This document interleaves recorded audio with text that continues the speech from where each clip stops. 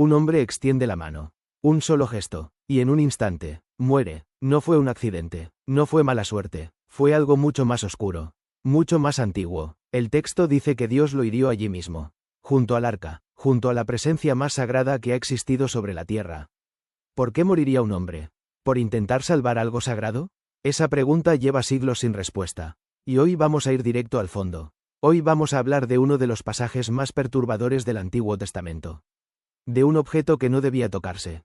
De una muerte que el texto sagrado describe sin piedad. Y de un poder que, según la Biblia, sigue existiendo. Vamos a hablar del Arca de la Alianza. De Uza, el hombre que murió al tocarla. Y de la pregunta que casi nadie se atreve a hacer en la iglesia. ¿Qué hay dentro del arca? ¿Y por qué sigue oculto? El pasaje se encuentra en 2 Samuel, capítulo 6. David quería trasladar el Arca de la Alianza a Jerusalén. Era un momento de gloria, de celebración, de devoción, pero algo salió mal. Los bueyes que transportaban el arca tropezaron. El arca estuvo a punto de caer, y un hombre llamado Uza, de manera instintiva, extendió la mano para sostenerla. Y entonces, la ira del Señor se encendió contra Uza, y lo hirió allí mismo, y murió junto al arca de Dios. 2 Samuel 6 versículo 7. ¿Qué significa esto realmente? ¿Un hombre muere por un reflejo? ¿Por proteger algo sagrado? Pero aquí es donde la historia se vuelve más inquietante. El arca no era solo una caja de madera y oro. Era el recipiente de la presencia de Dios sobre la tierra. Y según la ley de Moisés, nadie podía tocarla. Ni siquiera los levitas encargados de transportarla. Solo había una forma de moverla sin morir. Con varas de madera, sin contacto directo. Uza lo sabía. Todos lo sabían. Pero el instinto fue más rápido que la obediencia. ¿Por qué casi nadie habla de esto? Porque incomoda. Porque un Dios que mata a alguien por un gesto espontáneo no encaja en la versión amable que nos enseñaron. Pero el texto está ahí. Claro, sin ambigüedad, y merece ser leído con honestidad.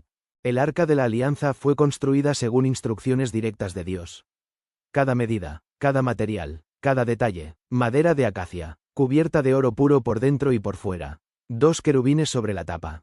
Sus alas extendidas, cubriéndola. En su interior, según el texto bíblico, las tablas de los 10 mandamientos. El maná, el alimento milagroso del desierto. La vara de Aarón, que floreció de manera sobrenatural.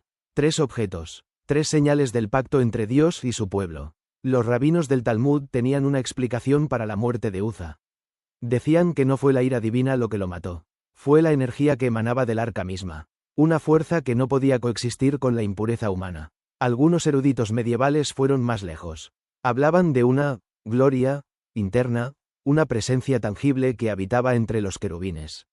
Una presencia tan intensa, tan absoluta, que el contacto humano directo era simplemente incompatible con la vida. ¿Es literal o simbólico? Esa es la pregunta que divide a teólogos desde hace siglos. Y aquí la historia toma un giro que muy pocos conocen. El Arca de la Alianza desaparece del registro bíblico después de la destrucción del Templo de Salomón.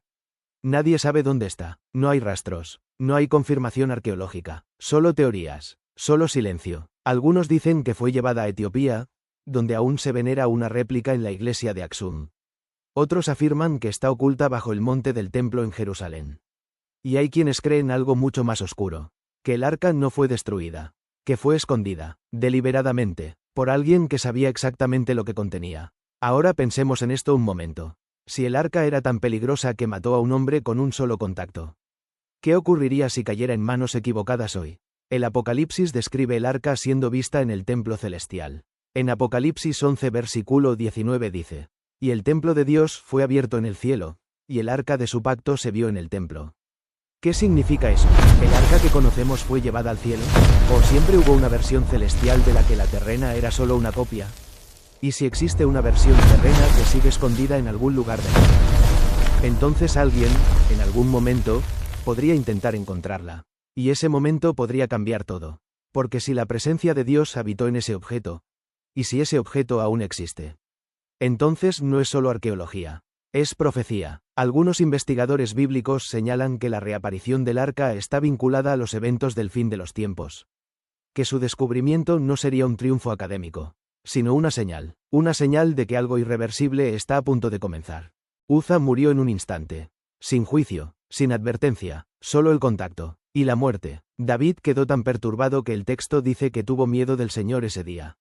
Miedo, el rey más poderoso de Israel, temblando frente a algo que no podía comprender. Y es en ese miedo donde quizás está la respuesta. No somos nosotros quienes debemos juzgar lo que pasó ese día, pero tampoco debemos ignorarlo, porque el mismo texto que nos habla de amor incondicional, también nos habla de esto, de un poder que no se deja domesticar, de una presencia que no se negocia, de un objeto que desapareció hace siglos, y que, según la profecía, volverá a ser visto. Tal vez por eso este pasaje ha inquietado a creyentes durante siglos. Porque si esto es real, entonces el mundo aún no ha visto lo peor.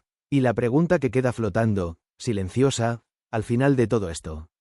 ¿Qué harías tú si el arca fuera encontrada mañana?